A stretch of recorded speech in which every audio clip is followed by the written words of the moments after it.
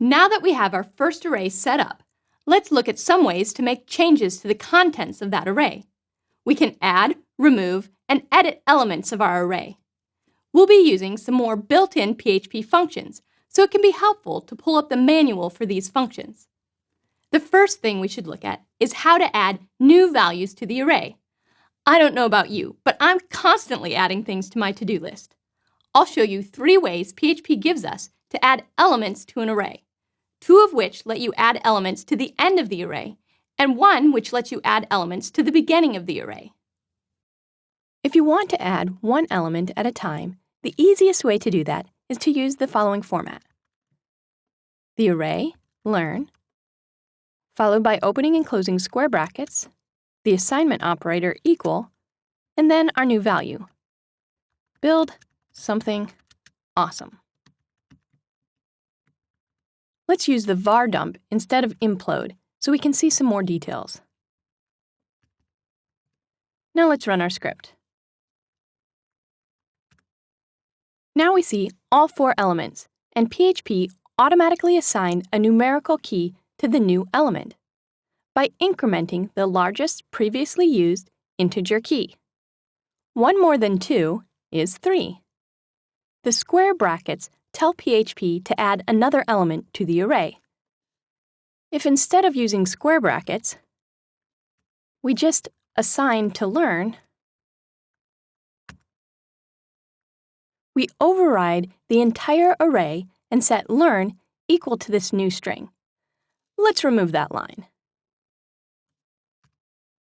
Another way to add elements is by using one of PHP's built-in array functions. Let's check out the manual for these functions. Open a browser and search for PHP Array Functions. Click on PHP Array Functions Manual.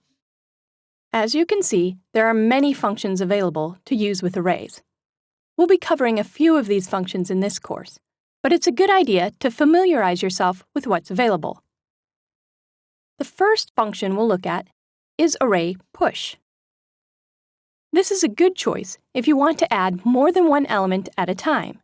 You first specify the array and then add additional elements, each separated by a comma, just like when we originally assigned values. You can scroll down to see an example. Now let's go back to Workspaces and add some more items to our list. Array push, the name of our array, learn, and then our new items. Functions, forms, and objects. And let's run the script. We can see these new values added to the end of the array. Both of these options added elements to the end of the array. There is a third option that lets us add elements to the beginning of the array. Let's go back to the manual. If we scroll down, you can see the See Also heading, and there you'll find Array Unshift. Array Unshift works in the same way as Array Push. First, we specify the array, and then we add additional elements, each separated by a comma. Let's go back to Workspaces. Let's add Array Unshift.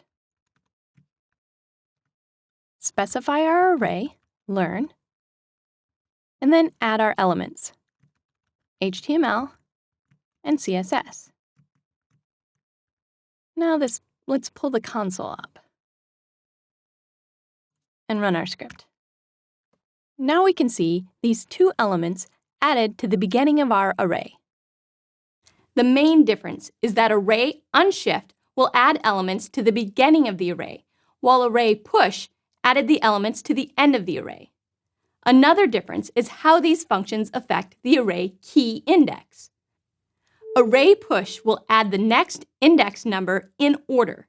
So if the array keys are 1, 3, 5, and you add another with the Array Push, you will have 1, 3, 5, 6.